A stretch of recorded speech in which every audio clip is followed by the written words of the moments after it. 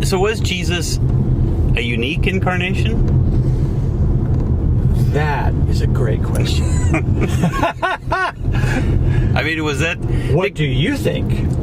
Well, I asked you. You're driving this car, but I would say yes and no. Yeah, I think so. Because I do think one of the things I really love about Eastern Christianity is their insistence on divinization. In other words, in fact, what's the saying? One of them said, God became human so that humans might become God.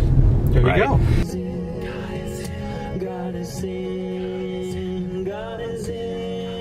And that's really strange to Western ears. Yes. I don't hear many sermons about that. No.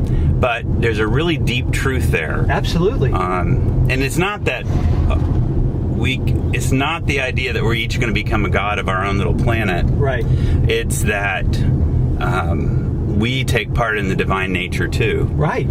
Just as Jesus did. Everything has the potential of being a part of the divine nature. Exactly. The way I like to say it is incarnation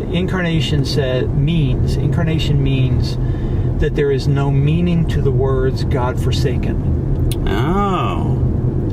Did you come up with that? I believe that I did. Trademark. Eric Tolgerth. TM. We have this concept in our mind. We still do it. We do a dualism in our minds. Good and bad.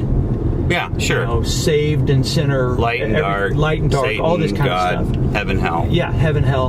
And then we subdivide, and then the way we explain really terrible people is to say, well, they just have God in them. Mm-hmm. Sure.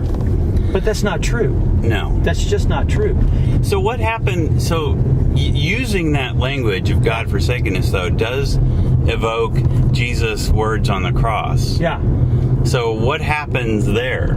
I think that's a great question. I think that's his feeling in that moment. That's a great question. You're full of good questions. So Jesus is about to die. It's almost his last. I think it's his last word. Yeah, it is pretty much. I think it's the very human cry. God, why hast thou forsaken me? Right. It's exactly how he feels, and it's probably it's an example of the worst possible thing we can feel. Sure, is to feel God forsaken.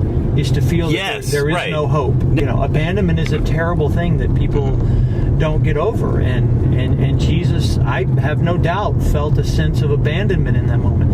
Had God actually abandoned him in that moment? It doesn't appear so, not according to the story. I mean, there is a resurrection. Well, God may have forsaken him for a couple days.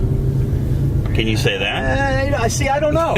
No, I don't know. Okay. I don't know. Okay. God is in the Christian house, bread and wine and holy cross. God is in the Jewish home. Shalom chaverim, shalom. God